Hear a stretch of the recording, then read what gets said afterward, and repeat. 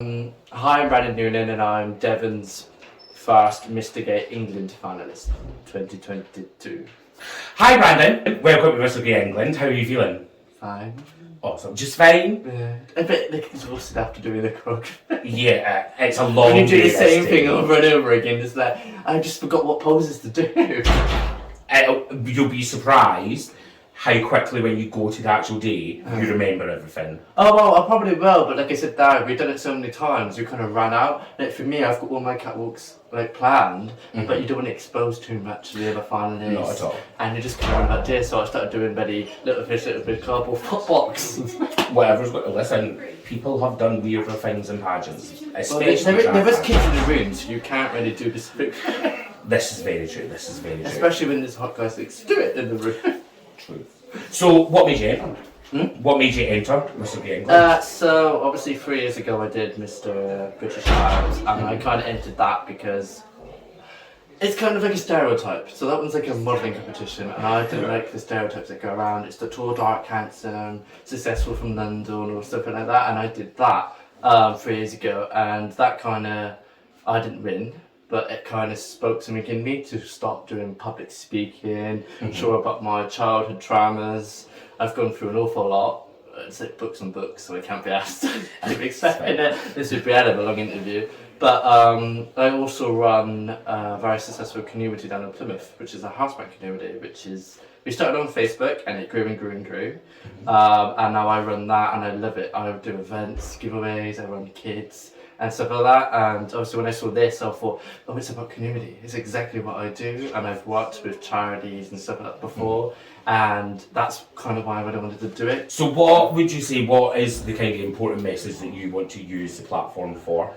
Many different things. I think most people will see it for me as, even though you keep being told you can't do it or it's impossible or because you come from somewhere that's not usually wins things like this, you can do it if you believe in yourself and you just need to push yourself forward. My client group started with 10 people and now it's one of the biggest in Plymouth, and I did that all by myself.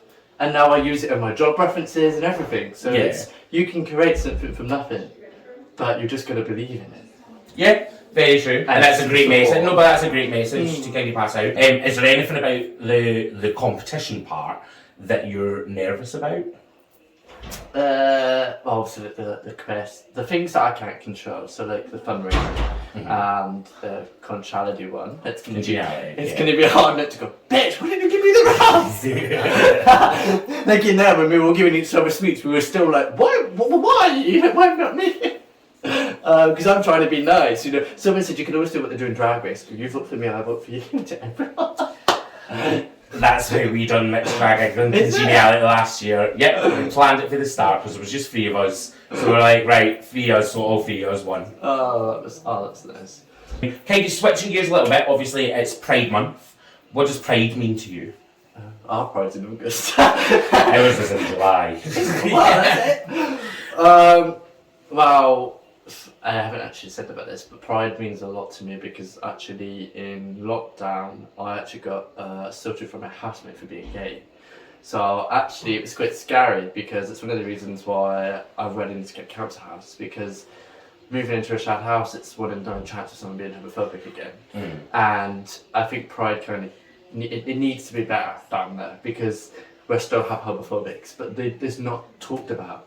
When I had a hate crime, so the police didn't do much because there was no evidence. I had photos of bruises, everything. He pushed me off a chair, bashed me against the floor 10 times. Luckily a housemate came down to stop him, but the housemate didn't say anything. And he got away with it. And I had to stick in that house for 6 months with the homophobic before I could move. And there was not enough support. And I think Pride needs to happen more. Because it's just, people think, oh, we're all accepted gays now. And Pride's just a fun thing they do. It's not, because in some places there's lots of homophobics. Yeah. But it happens behind closed doors. And so coming from opinion, I was scared to go outside. And also, I have the worst luck. My first ever job, which was with a charity, I actually got, the boss said it was a concern that I was gay. I can't remember what it's called now, when someone does that, discrimination Mm-hmm. in the workplace. So he said, one of my Rosanna's friends, the barman, this is a charity, so we're there to help the kids. We don't get paid a lot. We are working our asses off for these kids. And this manager said, behind closed doors, he was concerned with me being gay and looking after the kids. And and nothing happened because the manager was best friends with the founder. But they were refusing it, and I remember that day and all that month saying, I'm scared about the way I act. It's just sad that, gay people still get really badly. I don't know if it's up here or London, it's down southwest. Yeah, but you can only speak about your experience. I mean, we obviously live in the northeast. I'm Scottish, and we live in the northeast, and there's still, very much so, there's still a lot of misunderstanding around masculinity, what masculinity is, my hyper masculinity, its place in society, there's so much how it works. It's ridiculous. So up until now then, because we've still got a full future ahead of us, what would you say is your proudest achievement? Today? Because, well, it's been hard to get here. To get into the finals, and I'm saying the first ever one from Devon, and to get here I had to get nominated for 2 Southwest Canoe Material Awards, which is a 2-minute star. But I had to do something that's scary to get here, and I don't think some finalists realises this. I had to get on an 8-hour train up north. I've never been so far up north. I had to book a hotel by myself, which I've never done before, and I have to do everything independent. Yeah. Miles away from home. And then I have to come in here with these perfect men all around me and try and stop the stuff. And that's scary. Yeah. And this is my biggest achievement, dude. So, my last question is a random one. So I have a jar of random nonsensical questions. Reach in, grab one, give it to me because it's in my handwriting, which is terrible. I'll be able to read it. Twins, one is the worst. The most intelligent people have the worst handwriting. Very true. I'm just saying that to make myself feel better. It's true because I'm a qualified artist, and artist people usually have bad handwriting. Right. And doctors have bad handwriting. True. See? Teachers. It's science. What 3 people, dead or alive, would you invite to a dinner party? A what?